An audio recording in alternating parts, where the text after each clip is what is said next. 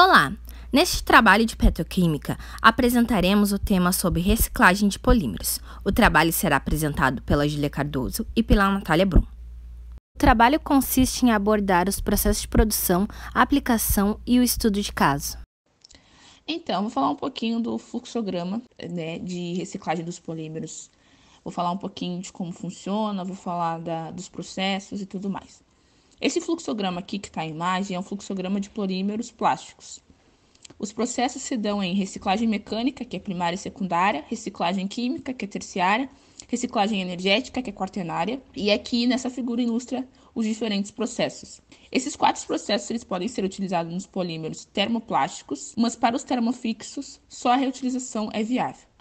Os polímeros termofixos formam ligações químicas cruzadas entre cadeias. Isso significa que tanto as ligações intermoleculares quanto as intramoleculares são da mesma natureza, ambas covalentes, o que faz o material degradar antes de que possa ser fundido. Os polímeros termoplásticos formam ligações físicas entre cadeias, que torna possível se fundirem diversas vezes. Então, vou falar um pouquinho das 4 categorias que temos, que é a primária, secundária, terciária e quaternária. Em relação à reciclagem primária, ela consiste na conversão de resíduos poliméricos industriais por métodos de processamento padrão em produtos com características equivalentes àquelas dos produtos originais, produzidos com polímeros virgens, por exemplo, que são novamente introduzidas no processo. Reciclagem secundária é a conversão dos resíduos poliméricos proveniente dos resíduos sólidos urbanos por um processo ou combinação de processos em produto que tenham menor exigência do que o produto obtido com polímero virgem. Por exemplo, a reciclagem de embalagens de PP para a obtenção de sacos de lixo. Também temos a reciclagem terciária, que é um processo tecnológico de produção de insumos químicos ou combustíveis a partir de resíduos poliméricos. Tem a reciclagem quaternária, que é um processo tecnológico de recuperação de energia de resíduos poliméricos por incineração controladora. Uma questão que é importante ressaltar é que a reciclagem primária e a reciclagem secundária, elas são conhecidas como reciclagem mecânica ou física. O que diferencia uma da outra é que na primária utiliza-se polímero pós-industrial, secundária pós-consumo. A reciclagem terciária também é chamada de química e a quaternária de energética. Então, a reciclagem mecânica é a reciclagem que tem o reprocessamento de materiais plásticos por meios físicos, como corte, trituramento, lavagem, etc. O polímero é separado dos possíveis contaminantes e pode ser reprocessado em pellets. O tamanho do resíduo é reduzido depois da separação, limpeza e secagem, para então ser diretamente processado em um produto final, ou pellets, que pode ser utilizado para produzir outros bens. Então, os principais problemas estão na heterogeneidade dos resíduos e a deteriorização das propriedades do material em cada ciclo de reciclagem. Isso ocorre porque o peso molecular da resina reciclada é reduzido devido à quebra de ligações em cadeias, com a presença de água e traços de impurezas ácidas. Os métodos para manter o peso molecular médio do polímero são a secagem intensa e o reprocessamento a vácuo. Como dito, somente os polímeros termoplásticos podem ser reciclados por reciclagem mecânica. As etapas que envolvem o processo são: primeiro, recolhimento e separação, depois trituração, lavagem e secagem, aglomeração, pelletização, manufatura do produto final.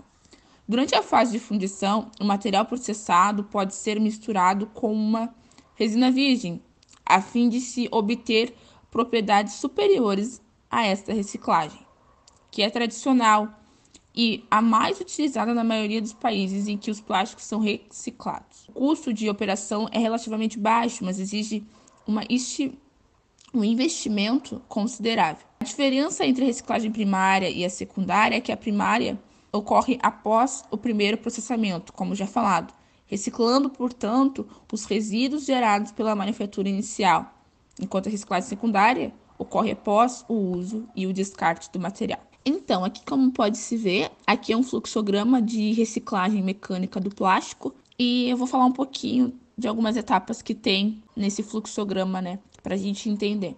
Em relação ao recolhimento e separação, então, nessa fase, a coleta é realizada por catadores, cooperativas ou pela municipalidade.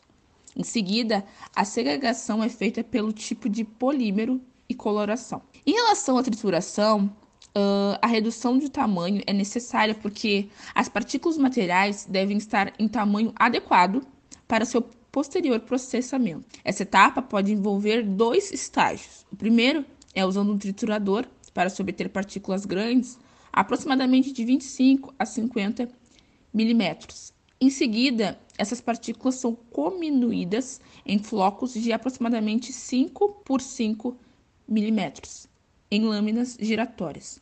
Essas lâminas precisam se dissipar o calor gerado pela ação retalhadora, o que pode ser feito a partir de extratores de ar. Bom, em relação à lavagem e secagem, a lavagem é necessária para remover qualquer sujeira e resíduo aderido ao material plástico. Isso aumenta a pureza dos polímeros e também a eficiência de trituração. Os contaminantes devem aderir mais ao meio de limpeza do que ao plástico, permitindo sua remoção. A lavagem também remove os rótulos e adesivos. Após a lavagem, é necessária a secagem do material. O uso de ar quente permite a secagem. Em relação à aglomeração, é um processo que ocorre após o polímero ser separado de maneira bastante homogênea. O objetivo dessa etapa é aumentar a densidade do material, o que é necessário para garantir uma boa alimentação de alguns tipos de plásticos. A aglomeração é diferente do processo em si, pois o objetivo desta é simplesmente ligar os flocos pela superfície. Portanto, só a superfície é afetada. Essa ligação é feita por uma prensagem, de forma que o material é tratado termicamente na superfície por um curto período de tempo. A aglomeração térmica é o processo mais utilizado para resíduos plásticos. A pelletização, essa etapa consiste meramente em transformar o aglomerado de plásticos em pellets a partir de uma extrusora. O diâmetro médio de pellets é de 5 milímetros, como foi falado. Já a manufatura do produto final, que já é o último tópico que a gente vai falar em relação aos processos que tem, após a devida pelletização do produto, é obtida ao processamento final, o qual pode ser feito apenas com reciclagens ou misturas com polímeros virgens, para se obter melhores resultados. Cada tipo de material aplicação exigirá um processamento diferente. Então, em relação à reciclagem química, ela é terciária. Essa reciclagem é definida como um processo que provoca a despolimeração total ou parcial do polímero. Os monômeros podem ser repolimerizados para recompor o polímero original. Em outras palavras, a reciclagem química é uma tecnologia avançada que transforma polímeros plásticos em moléculas menores, majoritariamente líquidos ou gases. O produto final, além de poder gerar novamente o polímero original, pode ser usado como combustível. A reciclagem terciária envolve as seguintes técnicas: hidrogenação, gasificação, despolimeração química, pirólise, fratura catalítica, fotodegradação, degradação em reator de micro-ondas. Agora a gente vai falar um pouquinho das etapas que tem aqui no fluxograma. Hidrogenação. A hidrogenação de resíduos plásticos é uma alternativa interessante para a quebra de cadeias poliméricas. Comparando com outros métodos, a hidrogenação leva à formação de produtos altamente saturados, evitando a presença de olefinas nas frações líquidas, que favorece seu uso como combustível sem a necessidade de outros tratamentos. Além disso, o hidrogênio promove a remoção de átomos de cloro, nitrogênio, enxofre, que podem estar presentes nos resíduos poliméricos. No entanto, a hidrogenação tem um custo elevado devido ao custo do hidrogênio e à necessidade de se operar em ambientes com alta pressão. Esses custos são compensados pelo alto valor dos produtos, como alcanos, usados para combustíveis. Em relação a outra etapa, que é gasificação, ela pode ser definida como a oxidação parcial de hidrocarbonetos na presença de quantidades de oxigênios menores do que a necessária para a combustão estequiométrica completa. Em relação à despolimeração química, Esse processo ele consiste na quebra do polímero através de reações com determinados agentes químicos. Isso faz com que o polímero se transforme nos monômeros que originam. Esses monômeros são idênticos àqueles que produzem os polímeros virgens. Portanto, os polímeros plásticos produzidos tanto por despolimerização quanto por monômeros frescos, entre aspas, devem apresentar propriedades e qualidades semelhantes. Em relação à pirólise, há dois tipos de pirólise, ambas em ambiente deficiente em oxigênio e atmosfera inerte. Tem a pirólise em baixa temperatura e em alta. A primeira é uma técnica de despolimeração, já a segunda causa degradação térmica. Portanto, o interesse maior é na baixa temperatura, visto não haver intenção de degradar o material e sim reciclar. Em relação à fratura catalítica, esse processo de reciclagem química é baseado no contato do polímero com o catalisador, que promove o rompimento de sua cadeia. Na verdade, a degradação do plástico procede com uma combinação de catalisador com efeitos térmicos também, diferente de outros processos nos quais o polímero plástico pode reagir com algum composto químico. Na fratura catalítica não há reagentes químicos incorporados e os produtos derivados não são os monômeros originais, usualmente. Em comparação com a pirólise, a fratura catalítica apresenta diversas vantagens. Vamos dar um exemplo. As moléculas do polímero começam a se quebrar na presença de catalisadores, em temperaturas inferiores àquelas da pirólise.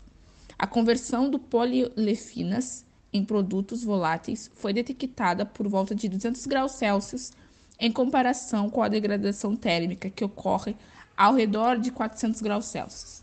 Isso resulta em menor consumo de energia.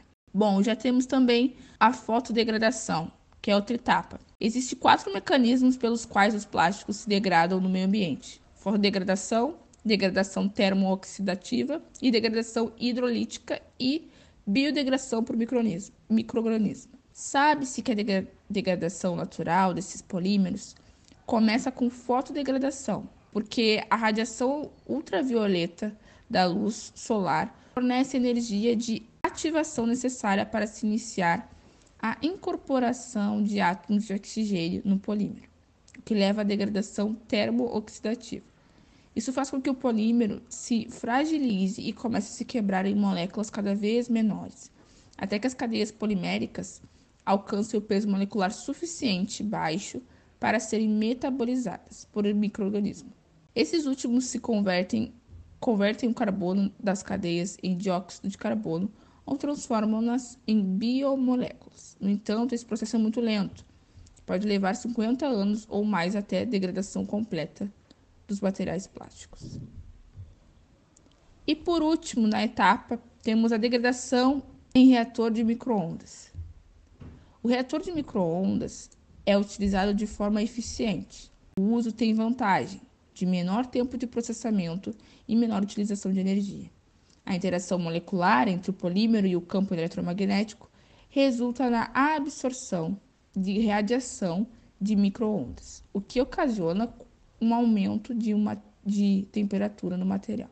E, por último, a gente tem a reciclagem, energética. Essa reciclagem ela é quaternária e é a incineração do polímero. A incineração com o objetivo de gerar energia é um dos meios mais eficazes de redução de volume dos materiais. Apesar desse método gerar uma quantidade considerável de energia proveniente dos polímeros, é ecologicamente inaceitável do ponto de vista de saúde, visto que há o lançamento de substâncias nocivas, como dióxidos de carbono e de enxofre, ao meio ambiente, além de toxinas presentes em alguns materiais, como o PVC. Dessa forma, esse tipo de reciclagem deve ocorrer em elevadas temperaturas e deve ser equipado com algum processo de tratamento de gases. A gente tem, o fluxograma que está aqui, e a reciclagem energética é ainda mais eficiente quando conectada a um fornecimento de água quente ou uma planta industrial, pois a energia recuperada é utilizada para o aquecimento de água e fornecimento de energia. Paris, França, construções residenciais em algumas regiões são equipadas como combustíveis. Dessa forma, o lixo doméstico é incinerado localmente e utilizado para providenciar aquecimento para os residentes a um baixo custo. Para compostos de baixo peso molecular formarem polímeros em reações chamadas de polimerizações, é necessário que estas moléculas tenham capacidade de reagir por duas vezes, através da dupla ligação, que não gera produtos, ou através dos grupos funcionais, que geram produtos. A base dos polímeros é o carbono, e o carbono precisa de 4 ligações para entrar em estabilidade. As ligações entre os átomos de carbono e entre o carbono e o hidrogênio, ligações intermoleculares, são chamadas de ligações covalentes e são consideradas ligações fortes. E para formar um sólido, é preciso a junção de várias moléculas. Mas em situações de estabilidade, como se forma um polímero? Bom, as moléculas se unem umas às outras por meio de ligações secundárias.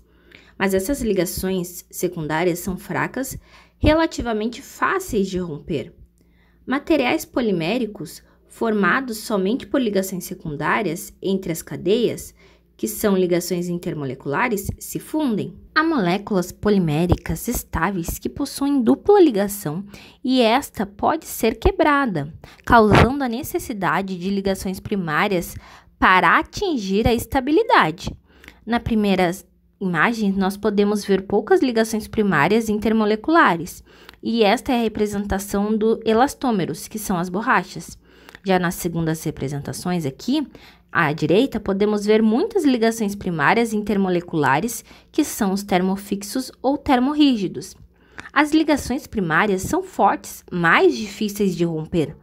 Materiais poliméricos que possuem ligações primárias entre as cadeias, que são ligações intermoleculares, não se fundem. Neste slide, nós temos a representação dos elastômeros, dos termofixos e dos termoplásticos, que são comumente chamados de plásticos. Os plásticos contêm como ingrediente básico um polímero sintético e que, embora sejam sólidos à temperatura ambiente, em seu estado final, em algum estágio de seu processamento, são moldáveis por ação normalmente conjunta de um calor e de pressão. Os termoplásticos podem ser fundidos por aquecimento e solidificados por resfriamento. Quando amolecidos, podem ser transformados em artigos através de moldagem ou extrusão. Os polímeros são grandes moléculas que se formam em conjunção de muitas outras pequenas, que se ligam por reação química. Eles podem ser naturais, vindos de plantas, fibras, celulose e seda, ou sintéticos, criados em laboratório. Sua formação mais conhecida é o plástico, utilizado em massa para diversas finalidades, assim como a borracha. Ao passarem pelo processo de polimerização, as moléculas reagem e mudam suas formas graças a uma reação em cadeia do calor, espontâneo ou provocado. Os polímeros podem ser divididos em polímeros termoplásticos, termorrígidos, termofixos ou termoendurecíveis, elastômeros ou borrachas. Os polímeros termoplásticos são altamente resistentes e moldáveis no calor e formam os seguintes materiais e as suas aplicações práticas. Policarbonato, usado na fabricação de CDs, garrafas PETs, coberturas translúcidas, divisórias e vitrines. Poliuretano, forma esquadrias, revestimentos, molduras, filmes, estofamentos de automóveis, isolamento térmico e roupas impermeáveis, assim como correias e polias. PVC, cria portas sanfonadas, divisórias, tubos e conexões altamente resistentes, telhas translúcidas, molduras para teto e parede. PS, que é o poliestireno, usado para a fabricação de peças de máquinas e automóveis, grades de ar-condicionado, gavetas de geladeira, brinquedos e matéria-prima do isopor. PP, polipropileno, faz brinquedos, recipientes para remédios, alimentos, produtos químicos e eletrodomésticos, assim como canetas esferográficas, seringas de injeção, autopeças e pedais. polietileno, usado em embalagens de bebida em geral, materiais de limpeza, condimentos, além de tecidos, fios e vassouras. Os termofixos são amplamente utilizados em fabricações. O termofixo aparece em materiais para o mercado de engrenagens, fios e cabos, tanques e peças, dentre outros. No entanto, também pode aparecer no mercado de peças de uso pessoal, como roupas e tecidos, solados de calçado ou colchões. Em relação aos estudos de casos, dá para pegar mais de um. E a gente escolheu pegar um que é bem bacana, que é uma cooperativa popular de amigos do meio ambiente, né? E ela é localizada no bairro da Maria da Graça, no Rio de Janeiro. Então, grande parte dos resíduos é recebida de forma gratuita, através da Columbe, que por lei é obrigada a distribuir os resíduos coletados entre cooperativas. Antigamente, outra parte dos resíduos era comprada, mas com as atuais dificuldades, a totalidade é recebida gratuitamente ou coletada pelos cooperadores. Como será analisado mais para frente, a maioria dos resíduos é de plástico e papelão, e a triagem é realizada no próprio local, de forma manual, onde contam com duas prensas hidráulicas e aguardam mais maquinário. A triagem é feita pelo próprio tipo de material, de forma visual, o que sugere que o processo não é realizado de maneira mais efetiva.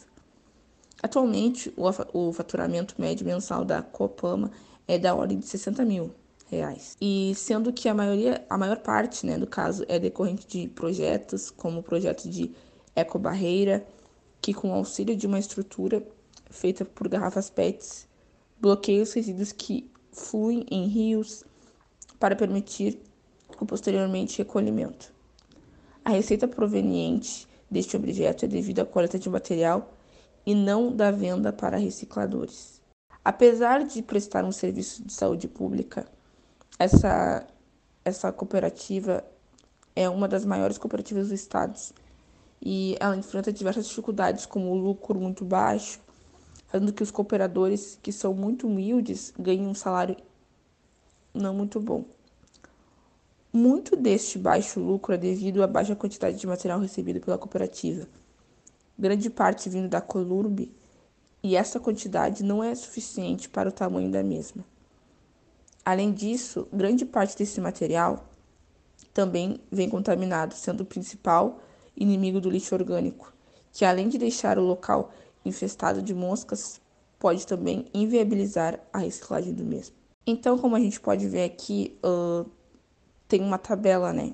E essa tabela aqui, ela mostra um pouquinho da comparação da porcentagem da receita e a porcentagem da massa entre os materiais. E é possível também observar que o potencial da receita que se pode obter com a venda de resíduos plásticos, que apresenta 49% da receita, por uma massa coletada de 19%, bem superior aos demais coletados. A Copama, ela tem um histórico mensal, como foi falado, de R$60 mil. No entanto, os dados recebidos de parte de operação de julho a novembro de 2017 mostram que a venda dos resíduos gera uma receita de aproximadamente 27 mil por mês.